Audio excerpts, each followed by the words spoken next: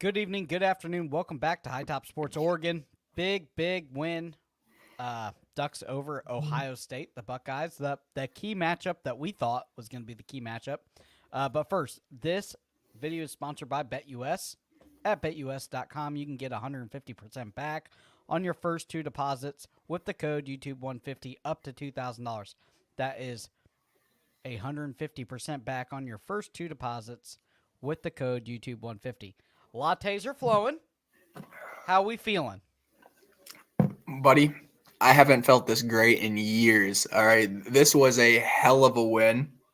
For Oregon fans, one thing I was thinking about before the game, Jordan Birch was ruled out, our star defensive lineman. And it reminded me so much of 2021 when Kayvon Thibodeau was ruled out right before the Ohio State game. And the last two times I've been hearing the people have been murmuring that Oregon wasn't ready for Big Ten play. I think they're ready. I think they've arrived. I feel good, man. We might just win a natty this year. You never know. So let's go ahead. Let's get the elephant out of the room. Holden, the spit. Listen, as a Florida fan, I've seen it before. How do you feel about that? I'm gonna be honest. That deal. I'm gonna be honest. I don't like it at all. It's like I think it goes down. Obviously, I'm gonna be a little more biased because I'm an Oregon fan first and foremost. But it's like he's one of the players I follow pretty closely off the field as well, and it's like I know the type of person he presents himself to be. So it's really frustrating to see that type of stuff happen. It doesn't matter who we're playing at all. It doesn't matter if it's Oregon or whoever. It shouldn't happen. So honestly, it really disappoints me, to be honest. So, when he was ejected, I thought that was all fair game. I have a feeling Dan will have a special way of dealing with it. But I don't like it, man. At the end of the day, I still want to see some sportsmanship. For sure. And obviously, I've seen it with being a Florida fan. Obviously, I've lived through that, and not everybody has lived through that. And it's the right call. You gotta kick him out. You have to kick him out. And then he tried to plead his case to Dan Lanning, and he said, "No, get off the sideline. You're done." That was probably the moment in the game that I thought, like, okay, like Lanning has a hold of this team like on another level, like a championship level. He didn't want to hear it. He saw it. He said, "No, you're not going to talk back to me. You're going to go." And then obviously Holden throws his helmet in the little runway or whatever you call it. Mm-hmm. And I'm going to tell you, his hamstrings are going to be sore because I'm sure he's going to be running some stadiums or doing some rolls because that is unacceptable behavior on a championship team, especially when you are so pivotal of an impact. I do say this. Wild weekend of football. So OU loses. They were begging DG to get out of town, and now DG knocks off Ohio State. It's weird how the world goes around, man. It's the craziest thing, man. All offseason, I was told that, DG was pushed out for Jackson Arnold and he wasn't good enough to start and he didn't provide the things that he needed to provide. But here we are, as Oregon's probably going to be let's be real, Texas is going to hold on to the number one spot. Yeah, Oregon's probably going to be the number 2 team in the country and sitting at 6-0 and in the driver's seat with realistically no games in front of them they should lose. Like that Michigan game, believe me, I'm not overlooking that. Wisconsin's playing extremely well too. I'm not overlooking that, but just we should win those games, right? I mean, those are games where you expect to go in and win regardless of who's on the other side. So yeah, man, that's where we're at. What is up, Ram Spencer? Link is in the description if you want to call in. If not, that's okay. You can just shoot some comments. We'll read them. But thanks for hanging out with us. As always, we got a couple of other hanging out with us. Link is in the description if you want to call in. And go ahead, call in. That's how this show works. If not, we'll read off the comments like always. But I'm going to tell you, it's a wild weekend of football. So who's your 1, 2, 3, 4 right now after the shuffle? Yeah, I think Texas deserves number 1 still. They've done nothing to prove otherwise. They really haven't even scuffled to the degree Oregon has, regardless of who they beat today. So it's like I have nothing to say about that. So I think we're going to see Texas, Oregon, and then from there, it's like, all of a sudden I think Georgia, they'll probably be right back in there again. Bama's going to be another one who I feel like, because of some of these teams that lost, even though Bama lost to a significantly lower quality of competition than Ohio State did, I have a strange feeling that Bama's going to find their place in front of Ohio State here come Tuesday or Wednesday or whenever the release is. So I feel like that's probably what we're going to see. Gotcha.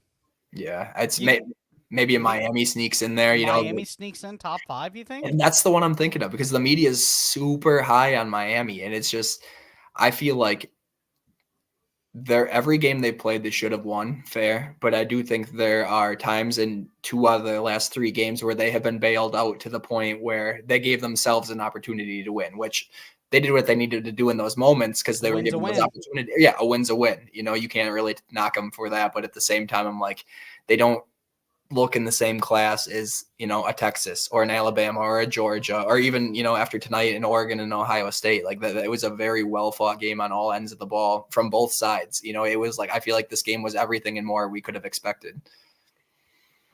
For sure. Okay, so what were your keys to the game to win this game that came to fruition? Yeah. Obviously, good quarterback play is number one. You got to win the turnover battle, and then you had to stop, Jeremiah Smith and company. Mm-hmm. How do you feel that game plan came into fruition? Yeah, I mean, schematically speaking, like you said, we knew that Oregon needed to be able to control the defensive line of scrimmage in order to limit the damage that Emeka Ibuka and Jeremiah Smith could put on the outside. And I think they did that very effectively. Like I said, I think a lot of people were worried because Jordan Birch was out tonight. And don't get me wrong, I was one of those worried individuals too, just because he is such an impact player and has been the most consistent and solid defensive lineman we've had. Next man up, though. And that's the thing too. And it's like that's just kind of that competition breeding ground that Dan Lanning is trying to like instill in that culture. And you're able to see it come to fruition, right? Because I mean, you're playing the number 2 team in the country. You're expecting, most other programs, what happens if you have a key player and go down, you're just not going to win. You need to be healthy. You need to be firing on all cylinders. And in this particular instance, they were able to bring in someone else, and they ran a more frequent rotation tonight, which was encouraging to see because a lot of these guys were disruptive. The Mateos, who was a former 5-star recruit, like he's most definitely coming into his own. And Derek Harmon, who we brought in from the Big Ten in Michigan State, like he had a great night. And Jamari Caldwell, who was a former all Big 12 type player, he had a great night tonight. So it's everybody who needed to step on the defensive line in place of Jordan Birch absolutely did, and then some. And I feel like ultimately that's kind of the reason they won the game, because they controlled it so well, particularly in the second half on the defensive line of scrimmage. I think also that the refs are letting the DBs play better. I saw a lot of games, and the DBs can be pretty aggressive, and I think that was another. Obviously, Jeremiah Smith is going to make the free catches, right? Ibuka is going to make the free catches, but you gotta. It's like when you play Kobe or Jordan, like. They're going to get 23 or 30, right? It's everybody else you have to shut down. And you gotta weather the storm. You gotta take your punches and be able to punch back every now and then. And I think that's what Oregon did. They didn't let the supplement players, the tight ends go wild or the running backs go wild. They let Jeremiah Smith catch some passes. He is a freak. They let Ibuka, catch some passes, and they said we're gonna stand on everything else. We know we can keep these guys capped to this many points, and we're going to stand on the run game. We're going to stand on the tight ends. We're not going to give up any stupid plays. We're going to try to keep the penalty battle better, the turnover battle towards us, and that's how you win a game like that. Mm-hmm. I don't know whoever's in here, if they've watched our Tuesday show as well as our Saturday morning mashup this morning on the main channel. But we were all asked to pick a breakout player for this game. One who we thought was going to be probably the most influential in swaying the results of this game. And this morning, the one I had said was Evan Stewart. And I thought, in my opinion, I think everybody knows that Tez is kind of the focal point of the passing offense. It's just, that's not to say that the other weapons aren't great, but that's just kind of where the lean is at this point. And in my opinion, this morning, what I was kind of describing is that if Oregon's going to be multidimensional, which we expect from a Jordan James and a Noah Whittington, those guys did their job and they did it fantastically dealing with a stout defensive line of Ohio State. They did exactly what we thought they were going to do. So that kind of opened up some of these passing lanes a little more. And we know Tez is going to get his, right? I mean, they held him pretty stoutly early on, and then he ended up having his big touchdown and, ended up having I think it was 75 yards. But Evan Stewart was the one who, he was able to use what they brought him in for. Earlier on the Tuesday show, I was talking about they had brought him in to be that guy who can kind of put the pressure on the safeties and, expand that secondary a little bit and stretch it out. And that's exactly what he did tonight. And Dylan Gabriel did a phenomenal job dropping the balls in there, making some great throws down the field to both him and Tez. But ultimately, Evan Stewart was kind of the X factor in that offense, aside from, Dylan Gabriel obviously had a phenomenal game too. Another thing we had talked about was the amount of turnovers he had last week against Michigan State and how if he did that this week, it wasn't going to happen. He played clean. He played very clean, a couple passing touchdowns. He had a rushing touchdown. He was about perfect. I do think that you win by another score if Holden doesn't get kicked out of the game, because he was absolutely, roasting them. They didn't. When you have that many weapons, it's hard to match everybody up, and that's probably the best defense. You guys don't play Iowa this year, right? Well, no, in Ohio State they were the number one defense coming into the year. Yeah, that's the best defense that you're ever gonna play. So. Yeah, that's the cream of the crop right there, and they still put 30-some points on their head. So, it's not to say, believe me, that I could certainly understand there are some holes in this offense still. It's collegiate football. It's going to happen. There are always going to be things you can improve on. It's not to say, it's weak by any stretch, but there are absolutely some holes that some teams are going to try to exploit. So it's cool, to beat the number one team, but at the same time, it's like the Big Ten is just kind of one of those leagues where you can never put your head down and just keep her moving. You always have to be aware, because defense is kind of the foundation of the conference in itself. Yeah, don't sleep on a team like Illinois or Purdue or IU. Speaking of, did you see Illinois' flop today? I didn't see it. I listened to it a little bit. College football this year, bro, is just been such a. It reminds me almost like COVID year. It's wild. I love it. I'm such a fan of it. I love the feeling that it's wide open right now. Now, I can't think of one team where I look at and I'm like, yo, I don't know if anybody can beat you. Texas is great. Don't get me wrong, but there are certainly holes, and then after that, we're looking at Oregon, who will be the number 2 team in the country, most likely coming into this week. And we saw how they played the first 2 weeks of the season. There are holes there. Georgia, Georgia got lit up by Bama. Bama got beat by Vandy. It just keeps. It keeps Georgia going. wins today. Ole Miss got beat. Now they look good. Tennessee goes the number 8 team in the nation. That was number 4 team in the nation. Goes blows to blows with a bad Florida team with Billy Napier coaching for his life. Yeah. And we bring them into overtime with a defense that the defense was absolutely terrible, and then all of a sudden it's like resurrection. I'm telling you, this is going to be the best couple of years of college football. We are about to get into it, because the talent is being spread out throughout the nation. It's no longer Alabama, Georgia keeps all the 5 stars. They're going other places. Transfer portal is doing that. NIL is doing that. We're seeing it with recruiting. Some teams that you really never even heard of. I'm sure SMU is going to be a juggernaut, and with all the oil money down there, there's going to be some teams that kind of pop up, and I'm super excited for it. But this year's freaking wild. They place people 1, 2, 3, 4, and it's like, all right. Magic 8 ball. You're not going to make it.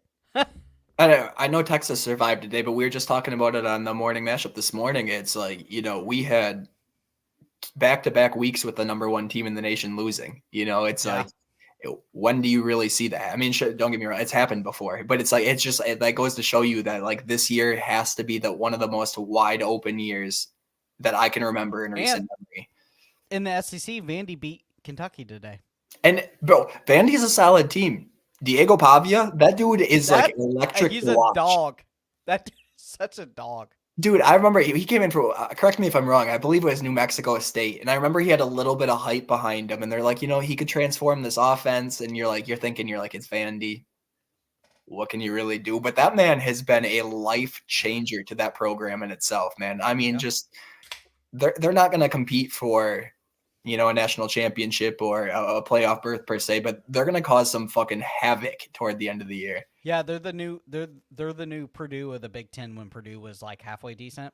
Spoiler makers, yeah. The spoiler makers. Yeah, you think you're gonna go make a playoff run? Huh, watch out, playing Purdue the last week of the nation.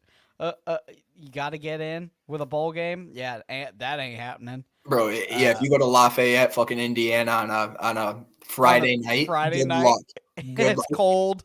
It's like the equivalent of Pac-12 after dark. Like in the Pac-12 after dark, man, some crazy stuff always happened. That's the microcosm of Purdue right there. So great games this week. Is this your game of the week? Ohio State and Oregon. Prof, I don't need to watch another game this year. This is my game of the year. All right, Super Bowl. Okay, let's not quite get that far. That one's gonna come back to bite me in my ass if we say it that way. But yeah, regular season game of the year. Playoff ring like my son. Yeah, I'm gonna get a "We beat Ohio State in week 6" ring on my finger. Just let me ride this high, all right, man. I'm feeling good. They were 0-8 against Oregon all time, or they were 8-0 against Oregon at all time, except for the last 3 years now. So I don't want to say we own Ohio State again. But who do you have next week? Purdue. Oh, you do have the spoiler makers on a Friday night in Lafayette. No, bro, I will say, lucky for Oregon that this Purdue team might be the worst Purdue team that they've had in the last 10 years. Like this, Oh, so you got Wisconsin too at Wisconsin. You going to that for sure? I will. You bet your bottom dollar. I will be at that game. I will be with my shirt off. I'm chest painted. I'm going absolutely batshit wild. Might have a few lattes before the game starts, but it's going to be a good time. Yeah, it's the beer of the people up there in Wisco. The official beer of the Big Ten. Yeah, for sure. So I'm going to ask this before we get off here.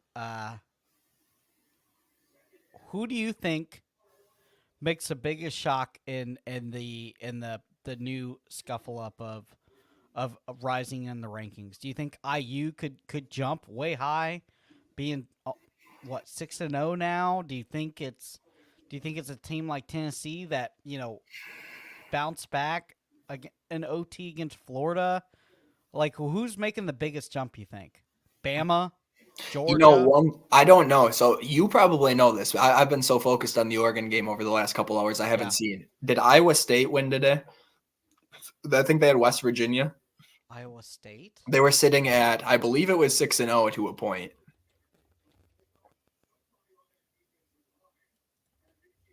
Score. They beat West Virginia 28-16. Okay. They're number 11. See, that's my pick right there. Iowa State, bro, they are one of those sleepy teams who they have taken care of the teams they need to. The rest of the teams in front of them all have major holes. Colorado, Kansas State, all these teams. Colorado's playing now. Yeah, and Colorado's ass. I'll say it twice today and 3 times on Sunday. It's like that's just what it is. Their ass. Okay, so they have UCF next week, which Florida spanked. Money. Yep, money. That's money. Texas Tech, not good. Money. Kansas at Kansas, that's the trap game. Right, it is a trap game. Kansas, they have been the epitome of a letdown. But with that being said, that also means that they are. It'll be 11 a.m. kickoff in Kansas. It'll be probably snowing November 11th or cold. Or just wait. It'll be even worse. It'll be one of those Friday night kicks at like 7:30 p.m. in Central Time. Yeah. Then they got Cincy. That's a win. Utah at Utah. That could be a trap They game. have major holes too. And then Kansas State, which God knows what you're getting with the young quarterback there, Avery Oh, Johnson. He's the- he's 1 week he's a first round pick. The next week he's a bust. yeah, it's collegiate football, man. It's what makes it exciting, though. Like I said, last week we had Dylan Gabriel throwing 2 interceptions inside the 10-yard line. This Yep. week we have him throwing for 330 and 3 total touchdowns. So it's what we love about it so much. Yeah. So big win over Ohio State, guys. If you want to call in or comment, we're gonna close it at the 30-minute mark. Right now, we're gonna go ahead shoot over to BetUS, see what we got for the NFL games, to do our ad read. We got some lineup tomorrow. You gonna make any NFL games now that you're home? I know you gotta. I know you got a little sleep in with the Vikings. Yeah, I did work for the Vikings for a couple of years. So I've been to quite a few of those games, but I don't think so. I don't really mess with the Packers. Lambeau, it's cool to go to, but it's just like, I don't know, man. I don't really have any desire to go there. So I'm going to be honest. I probably won't catch any NFL games. I'm just looking forward to that November 16th game, the one football game of the year I know I will be at. What's that? Oh, Wisco. Oregon at Wisco. Yeah. I'm waiting. I've been patiently waiting on that game since I've been like 8 years old, and it's finally happening. All right, here we go. Let's go ahead, do this, knock this out for our sponsor, BetUS at betus.com. You can get 150% back with the code YouTube150. And me and Derek are going to go ahead and make some picks. So if we're wrong, that's okay because you get 150% back on your first 2 deposits up to $2,000. That's 150% back on your first 2 deposits up to $2,000 with the code YouTube150. All right. So let's go ahead and go through this. Can you see it there? All right. Yes, sir. We got Jacksonville Jaguars, Chicago Bears over under 44.5. I think I pound the under. I'm going to be honest. I think this is a game we could touch twice. I think we could pound the under here, and I really like the Jags point spread. Shout out to the boss man. But I think that the Jags started to get it figured out a little bit last week in London. I don't think that team's ever lost in London. That's what, bro. They have so much experience overseas. It's not even funny. I think you almost have to include the Jags money line. Let's go ahead. Let's do a 1:00 kickoff. Green Bay Packers, Arizona Cardinals.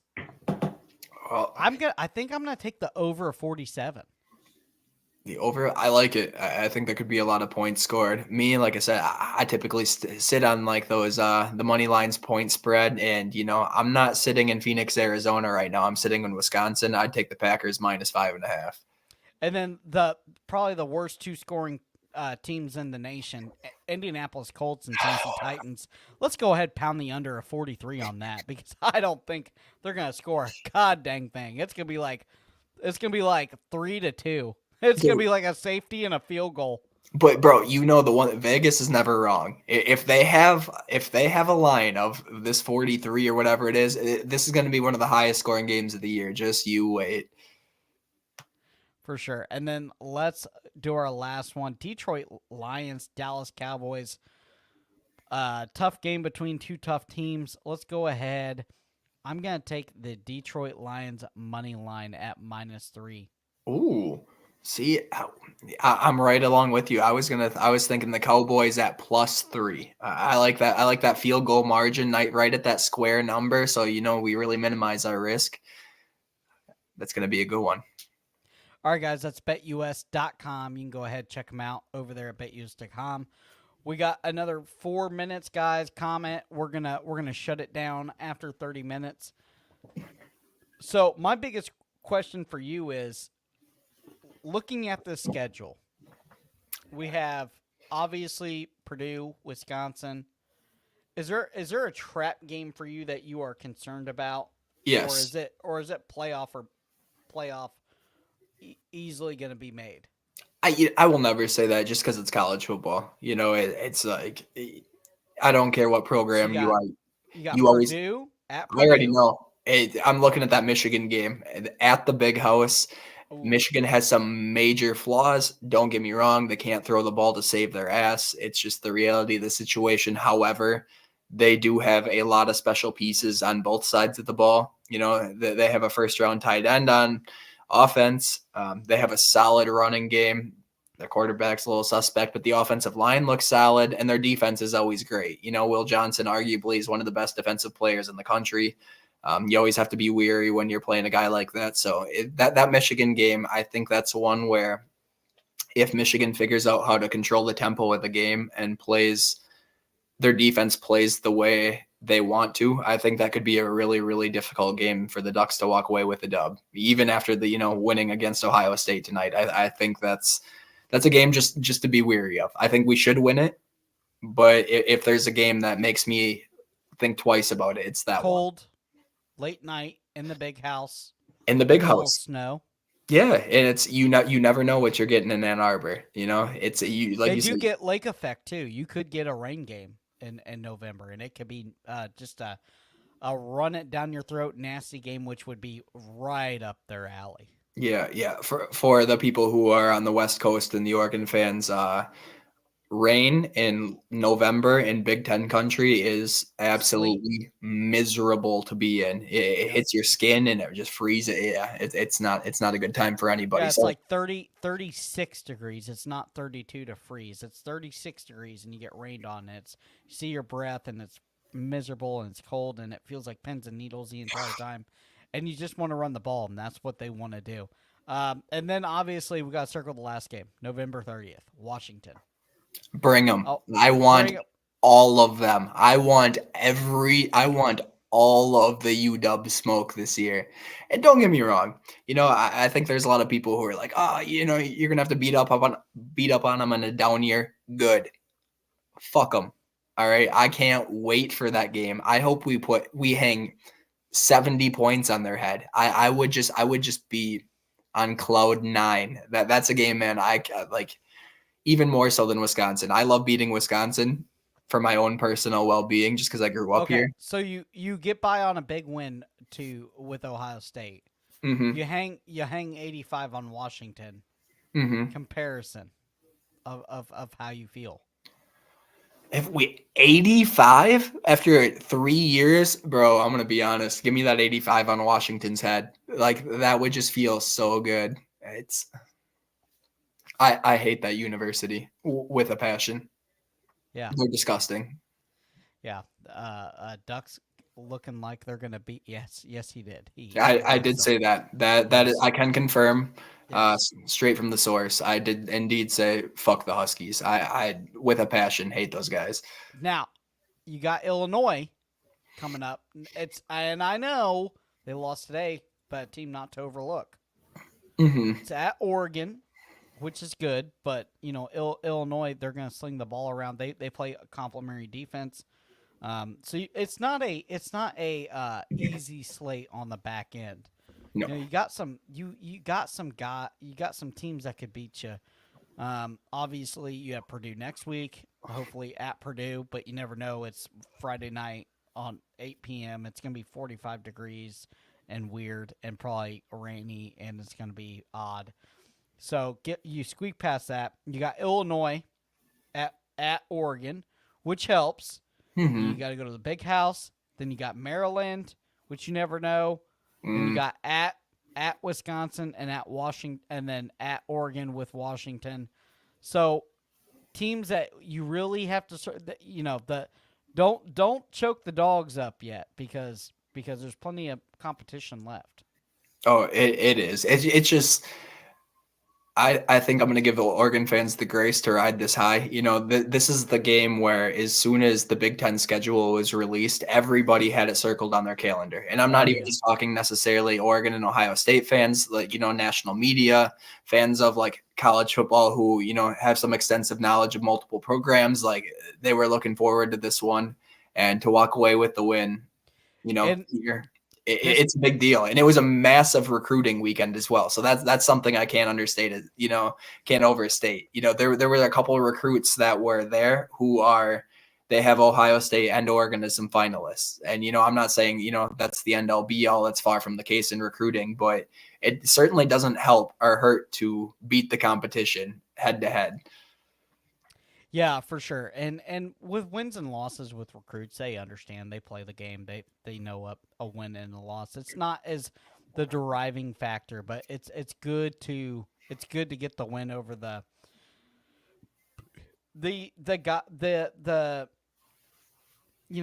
Michigan's down, so Ohio State's up. It's the juggernaut of the Big Ten, the conference that you have gone into. Yeah. I And mean, so it's the biggest question is like, for me, it's like, can Oregon do this thing? Can we win the Big Ten their first year, make a playoff run, see, win a natty?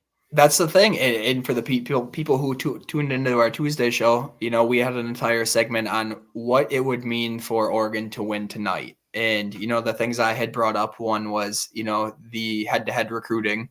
Like I said, that's not an end all be all by any means, because, there are a lot of factors that play when it comes to recruiting, but Yeah. it doesn't help or it doesn't hurt to beat the rival, It's so not that's all wins. It's not all wins. Some right. players want to go back to a they will actually, after a loss, they'll commit to a program and say, I'm the difference maker here. Correct.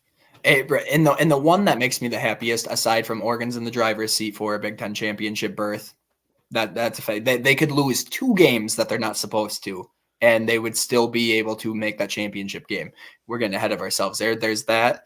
Now you have that that signature win heading into the playoffs. So say you lose the Big Ten championship, all of a sudden you still have a quality win. You're going to get a high seed. You're probably playing a home game when it comes to that. And my favorite one is because there are just so many Dan Lanning haters. Dan Lanning finally has his win. He has his signature win that everybody says he can't win the big one. He doesn't That win. was a question.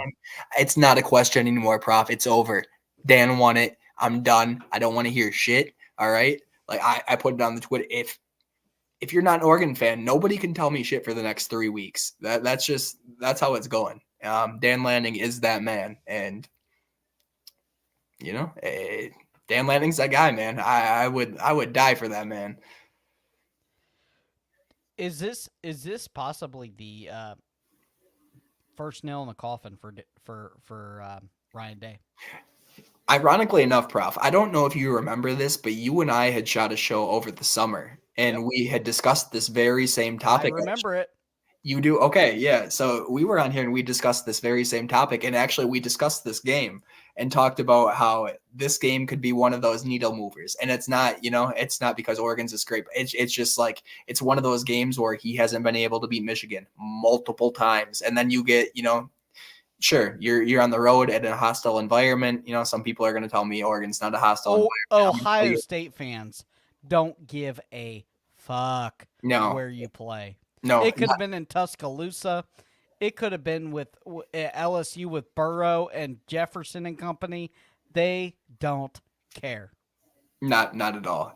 So I understand it, but yeah, I don't know, man. It's just I'm happy for Dan Lanning. That's the one I'm really happy for, to be honest, just because I feel like he catches so much flack, and this is year 3 for him, and this is the position we're putting ourselves in.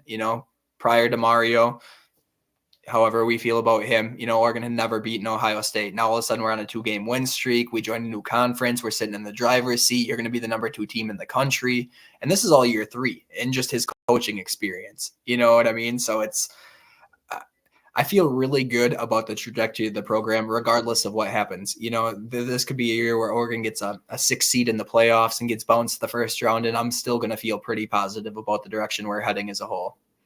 All right, so let's talk about playoffs. You bring it up. You make the playoffs. Got Miami. How you feel? Give them. I want them all. I want Miami so goddamn bad, Prof, that your head would spin. I want them. They're like food. It's like looking at a buffet line. I want Miami. I want Cam Ward again. We've done the Cam Ward experiment. We've done that multiple times. We've played Cam Ward every year for the last handful of years. All right. And we know what he's about. And he's a great playmaker. Don't get me wrong. But that Miami team is like, they got holes. right? I'm not saying Big holes. right. I'm not saying Oregon's perfect, but they have holes. I want if you give me Miami in Eugene, shit, if you give me Miami in Miami, they don't have a fan base. It's a fancy. Yeah, it's a I home want the game U. anyway. All right. What is one team you don't want to see in the playoffs? There are Right two of now. them. There are two of them, and it's Alabama and Georgia. And I don't know if in my head. It's just because it's like they give me like PTSD to a degree. I've just seen so many successful seasons for those two programs that I could see them across the sideline, and I'm like, yo, in my head we're playing the logo, not the lineup. You know what I mean? Yeah. That's what it is. We could play Texas, and I would feel more confident about playing Texas than I would Georgia, Okay. and Yeah. that might not even be like Well, pure and you know talent. Georgia's just got a bunch of killers on that team. Right, and that's the thing, man. It's like the culture, and their culture is in big games. They tend to show up, and sure, they lost one of them right now, but everybody's gonna lose, bro. If everybody was perfect, we'd have undefeated teams left and right, and that's not how college football works. Shelton says there may not be another undefeated team ever.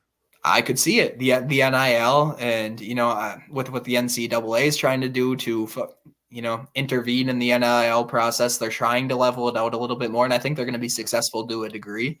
But if it gets any more, if the parity becomes even a closer, regardless of what it looks like, we're going to see these upsets happen year after year, and I like that. I kind of like it too. Georgia and Alabama both look very beatable this year. Mm-hmm. They do until you line up against them in the playoffs, and then they are absolute juggernauts like they have been every single year. I think, truthfully, because of coaching, I think Georgia is the scariest team in the nation because they literally sleepwalk the first half and then come back and beat people. It's sickening. Yeah. It's literally sickening. It's like, if you guys scored some points in the first half, like you guys probably would win natty after natty, but you guys don't wake up until the second half, and I don't know what that is. They play with their food. Yeah, I want no part of it, to be honest. I don't. To be real honest with you, when the playoff bracket shakes down, if Oregon's fortunate enough to be there, I don't want to see Alabama nor Georgia in our half of the bracket. I don't want to do it. Texas, I think they are the best team in the country right now, but I would rather take my chances with Texas than I would those two programs. Yeah, because just what they bring on the second half, they're nasty. All right, guys, we're gonna close it down. Easy 37 minutes with Derek the Duck. Plenty of comments. Thanks, guys. This is a live call-in show. You're supposed to call in. We didn't have any call-ins today, but that's okay. Big win for the Ducks, beating the, Big Ten juggernaut in Ohio State. I made a short about it months and months ago, so super cool. We got Michigan left up on the schedule. We got Purdue next week, which Purdue can upset you. I know they're a terrible team, but the spoiler makers are a real thing. We got Illinois coming up, and we have Maryland, Wisco, and Washington. So, bunch of teams that can do a bunch of dirty things, but we will see you guys later. I am Cody the Professor. We got Derek the Duck. Cheers to those with your Busch Lattes, and we will see you later. Go Ducks. And this video is powered by BetUS. Thank you, BetUS, for powering this video. We will see you later.